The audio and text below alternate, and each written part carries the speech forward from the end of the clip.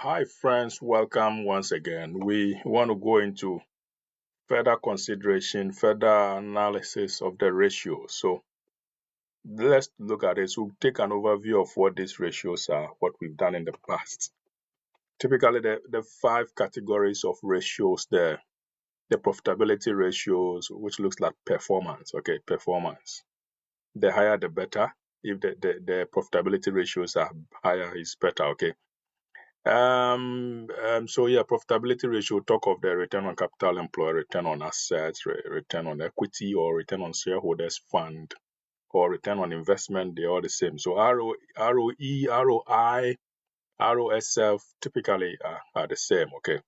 Talk of the margins, the profitability margin. So gross profit margin, operating profit margin, net profit margin. The higher, the better. Then we also looked at the liquidity ratios, so talking of the cash position of the company within the short term, okay? It looks more at the short term. So profitability ratio measures the longer term performance, whereas the liquidity ratios looks at the short term performance, 12 months usually. And then we also, I think we've looked at the efficiency, okay, how efficiently we're using our inventories, our payables, the working capital ratios. Okay, there somebody will say working capital management. So those three components: inventory, receivables, payables, and of course the cash conversion cycle. And then the gearing ratio or the leverage ratio, so our debt portfolio, and even how we use these debt portfolios to multiply our assets. Then the other aspect, which is the investment or the investor ratio, the valuation ratio, sometimes we call it. So the earnings per share, the price earning ratio, the dividend yield, dividend cover, name them. So again, we want to just touch on this, right? So in the very brief moment I shared my screen, then we kickstart. So it's been titled Extra Sessions on Ratio Analysis. So it's an overview of what we've done, and we want to just look at just one more aspect, okay? Right. So at the end of the day, we still want to evaluate the performance of a real company, use a real company, okay? Understand the importance of ratio analysis for internal and external stakeholders. And then how do we appreciate the need to balance both financial and non-financial measures? I had said this, if you want to look at how a company performs, you can look at year-on-year changes. Last year, how was it? This year, how is it? Or last 2 years, how was it? Last year, how was it? This year, how is it? Then you can draft a trend. You can see the trend. That's one step of looking at whether the company is performing as per set guidelines. The next one is also to compare the company's performance to competitors. So I take a Coca-Cola with PepsiCo and I compare them. Jaguar Land Rover with Mercedes and I compare them. That's the second step. The third step is also benchmarking your performance to that of industry average or sector average. So I take my ROC or return on capital employed for Jaguar Land Rover and compare it to the automobile industry. At least, so when you get these three, it tells you something. It gives you a better picture. In forensic accounting, it tells you that then you can draw what we call predication. You draw a conclusion. Okay. All right. So yeah, there are 5 accounts. There are 5 financial statements. So if you go at the balance sheet or the statement of financial position, it is a snapshot of the company at a point in time. So if I sit this way, I take a picture of me at this time. The next moment I sit like this, take a picture of me. The position changes. It's not the same. This is not the same as this, right? So that's the balance sheet, a snapshot of the company at a particular point in time. The position will change. The income statement looks at the performance. So it's more, so we call it a statement of profit or loss. So how is the performance? Are they making profit? Are they making loss? So you compare your revenue with the expenses. And when revenues exceed expenses, of course, it's a good picture. It's a profit. But when the expenses exceed the revenue, then it's not too good a picture. It's not a good picture, right? It means we're making a loss, right? Performance. Profits are not cash. Losses doesn't mean we don't have cash. So take a company like Tesco, go and look at their financial statement from 2018, 17, 16, 15, and you see they were making losses. Losses. Doesn't mean Tesco has no cash. They've got cash. They've got cash. Until Tesco bought Booker somewhere 2018, they started making some very good profits. So we have the third statement, which is the statement of cash flows. So that one is actually measuring the real cash inflows and real cash outflows from operations, from investments, from financing. So it picks out figures from the balance sheet, from the income statement, and then brings out the real cash position. Now we've got another one, which is the notes to the account. The notes to the account, it provides the narrative, the explanations, the schedules, which gives you a better understanding of the numbers reported in the balance sheet and in the income statement, and of course, even in the cash flow. Yeah. Then we've got statement of changes in shareholders' equity. So you go into the balance sheet or the statement of financial position, you've got the equity. Equity is more or less like, I always say it's like a pregnant woman who's got a lot of stuff within. He's got a baby, he's got some fetus developing, he's got some, you know them, a lot of stuff. So equity is pregnant with a capital, share capital, with a share premium, with some reserves, revaluation reserves, with some profit we retain over the year, with some, name them, a lot of stuff. So these changes in the equity is also a statement, which also plays a key part in the financial statement presentation. So I mentioned that of the balance sheet, I'm just giving an overview. So balance sheet or the statement of financial position, which will list the assets of the company, and it is usually equal to the equity plus the liabilities. It forms the basis of accounting. We call it the balance sheet equation or the accounting equation, right? Assets are split into current and non-current. Same with liabilities, split into current and non-current. So when we talk of assets, the current assets are those assets which change within a year. So the inventory, the cash, the prepaid expenses, the trade receivables, the customers, they change within a year they change. Then the non-current assets are those ones which normally do not change within a year. So the fixed assets, the cash we save in the bank, the fixed deposit, which will last for more than a year, let's say 2-year fixed deposit, right? The intangibles, the goodwill, the patents, the trademarks, the licenses, they are all current assets. They are all non-current assets because they last more than a year. Then current liabilities, those liabilities we have to pay within a year. So the short-term debts we have to pay to the tax authorities. The suppliers we owe, the trade payables, okay. The electricity bill you owe, the accrual. Then we've got the non-current liabilities. Those liabilities takes us more than a year to pay. All right.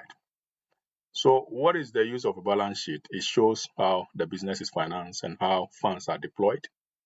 It provides a basis for assessing the value of the company. So you can't value the company without using the balance sheet. I mean, you can based on other approaches, okay? But typically the balance sheet gives you a very good idea on how to assess the value of the company. And then it also shows the relationship between asset, liabilities, and equity, and then helps to measure the performance. It helps to measure the performance, yeah. Now, the limitations is that most assets and liabilities were bought some time back, so they were recorded at historical cost. Originally, 10 years ago, we bought this vehicle. So sometimes it looks like the items are outdated. They look like they are outdated. Financial accounting, typically, that's how it is. It is more historically inclined. So you see it to be past information you're dealing with, right?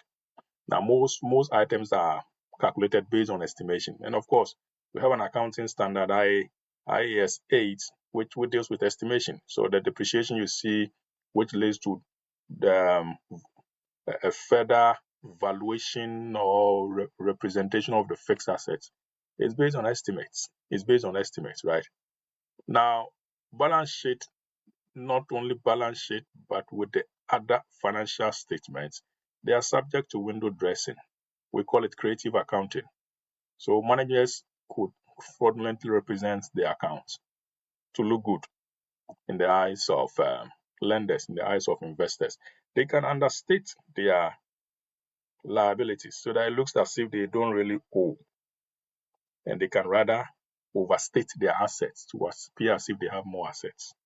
So it's subject to creative accounting. The income statement looks at the performance. Like I said, if income is higher than the expenditure, we make profit, but otherwise we make a loss, right? And this is a typical example of an income statement with the sales, and take out your cost of sales, get your gross profit, take out any operating expenses, and you get your operating income. And then if there's any other income like investments we've made and interest we've gotten on those investments, okay, interest on those investments, you add it, and then you get your profit before interest and tax. Take out any tax expenses or interest expenses, and then you get your profit before tax. Take out your tax expenses, you get your profit after tax. And then, yeah, limitations of the income statement or the statement of profit or loss. So the good thing is that it shows whether we are effective in generating wealth. So it looks at the performance. And it also provides information on how we derive the profits. Now, the weakness is that it's based on assumptions and could be inaccurate. Profits, if I report a profit of 2 million, doesn't mean my cash reserves was 2 million. It's estimation, okay? Like I mentioned, creative accounting can also come in here. So managers could use methods involving unorthodox practices to arrive at the desired results. So they cook the books. I always say cook the books. And profit and cash are different. They are different. But of course, if I report a profit of 2 million and my cash I generated within the year overall was around 1.8, then it tells you that the quality of my profit is high. The quality of my profits is high. But if I got 2 million profits and my income, the cash I actually generated was around 200,000, 500,000, it's not too good. It doesn't look. It tells you that the profit is quite questionable. It's not of a high quality, all right? Then the statement of cash flows, like I shared, would typically tell you the cash we generated. Okay. So the statement of cash flow shows the cash we've received during the period. It got 3 sections. The operating activities, which deals with the cash we got or the cash we paid out from the day-to-day running of the activities of the company. And then the investing activities, typically consider it to be the money we spent, we actually paid, or we got from the purchase and sale of fixed assets. That's it. All right. Then for financial activities, those financing, So you pay some dividend because somebody financed your business with some capital. You sold new stock or new shares. You increase your borrowing, your long-term borrowing comes under financing activities. All right. So the ratio analysis, as we've done in the past, 5 categories, right? Liquidity, short-term cash. Okay. Profitability, long-term performance. Leverage or solvency or gearing ratio looks at the capital structure. And then working capital ratios, which looks at asset management, and then valuation. So let's go through this. We've done in the past, but let's go through again. So the working capital ratios, we've got inventory days, receivable days, payable days, inventory days. We're saying how many days does it take to convert our working capital into revenue? So how many days does it take for us to convert the inventory to revenue? The lower, the better. The lower the number of days, the better. How many days does it take us to receive money from our customers, the trade receivables? The lower, the better. The lower, the better. How many days does it take us to pay our suppliers, the payable days? The higher, the better for the company, because we end up keeping money we are supposed to pay our suppliers, which more or less translates into interest-free cash. Interest-free cash. But to the supplier, he's not happy because you're keeping his money. Okay, so it is a two-way. You are a receivable to them. So for them, they want the lower, the better. But for you, you owe them. Who doesn't want interest-free cash? I'm keeping some 2 million worth of inventory and I'm not paying interest on it. I keep it. But of course, the supplier will not be happy. One day you go to him, he'll tell you that guy, you take long to pay, so I can't give it to you. Or I'll give it to you at a higher price because I've got people who pay me on time, right? Then we got a cash conversion cycle where we add the inventory days because it brings in money. Receivable days also brings in our money, we add it. And then payable days takes out money, we subtract it.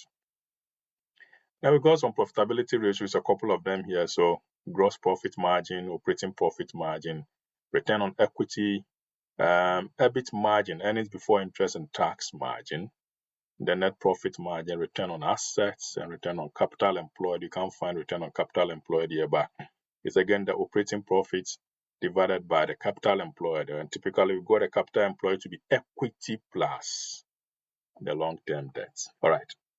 The higher, the better with the profitability margin, okay? Because it tells us the company's ability to generate income relative to its revenue, operating costs, balance sheet, or shareholders' equity. The liquidity ratio deals with our short-term working capital items, typically the current assets and current liabilities. So with the current ratio, you express them. So with the profitability, you express them in percentages. With the liquidity, leave it as a ratio. So if you get 1.23, leave it as 1.23. Or you can simply say 1.23 is to 1. Tells you that for each 1 pound of a current liability, we've got 1 pound 23 pence to cater for it.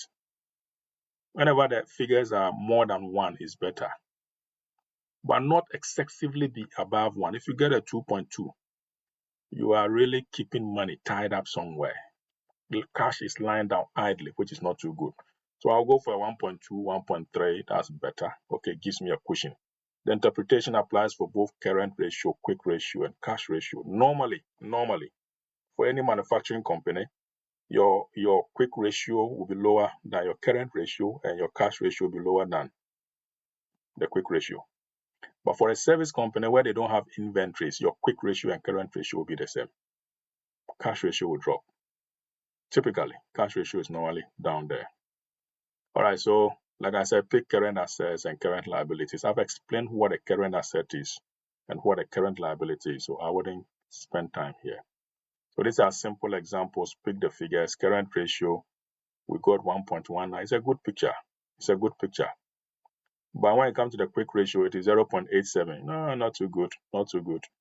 When it tells you that our excess, seemingly where we think we have excess cash, is actually tied up in inventory for the quick ratio. But when it comes to the cash ratio, it's not good. Okay, so you see the trend.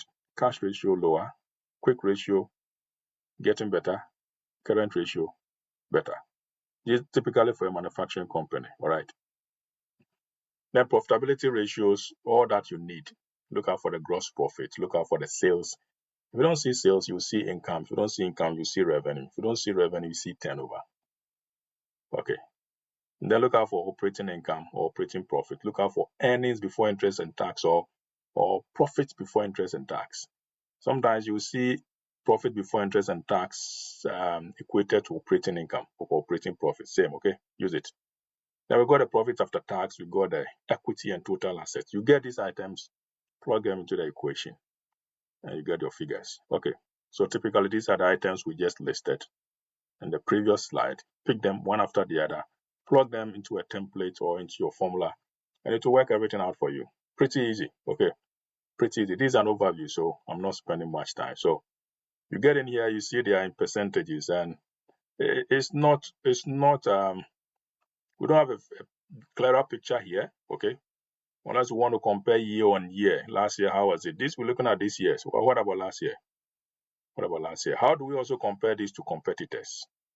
And how do we benchmark this to industry average to be sure that our gross profit margin of 17.8% is actually higher than that of the industry average, or is equal to what the industry is expecting? Other than that, you're just not too sure what you're comparing these figures to. All right. Okay. Leverage ratios, what inputs do you need? So you got a debt equity ratio. If the debt equity ratio is high, it's not too good. It tells you that your company is typically financed by outsiders, by loan providers. Okay. Same with the debt coverage ratio, DC ratio, the total. I mean, that's what we call that's the typical gearing ratio or leverage ratio, where we got the total debt divided by the total debt plus the total equity. And it typically here the total debt is the long-term debt. Typically. Okay, so when you have DC ratio, Again, the lower the better, depends on where you stand. Okay, an investor sees it as a good thing. Yeah, because I don't want my company to be predominantly financed by an outsider. It means that when the company goes into liquidation, outsiders will make their claims first before I get it, and I may not get anything. Okay. Equity multiplier, ignore the spelling, should be equity, EQUITY, equity multiplier. My equity, how many assets has it generated? In simple terms, the higher the better. The higher the better. Interest coverage ratio talks about how many times can our profit, operating profit or profit before interest and tax, pay our expenses. So you can express the DE ratio in percentage. You can express the DC ratio in percentage. The lower the better. Multiplier, you can express it as a percentage. The higher the better. Or you leave it as a multiplier, multiplier. But for interest coverage ratio, you leave it as times. So if you get 25.3, it should be 25.3 times. Okay. And these are the inputs you need to work out the leverage ratio. So you can pick them out from the income statement and the balance sheet. So you see how this whole thing is working out. You pick items from income statement and you pick items from the balance sheet and you work out the ratios. So they are a family. They work together. They are hand in hand. Okay. So here we work the D ratio is 7. The other one is 0.88. That one is 8 and 1.35 times. So the interest coverage ratio is 1.35 times. So simply put, we're saying that our operating profit can pay off our interest by 1.35 times. To me, it doesn't look too good. It's better than 0 point something, but it's still low. It's low. Okay. Equity multiplier, our equity is generating more assets 8 times, which is good. 8 more. It's good. Or 800%. It's good. Yeah, 0.88 is not too good. Our debts are taking a good percentage of our financing. 88% is not good. And here, same thing here. It's not too good. All right.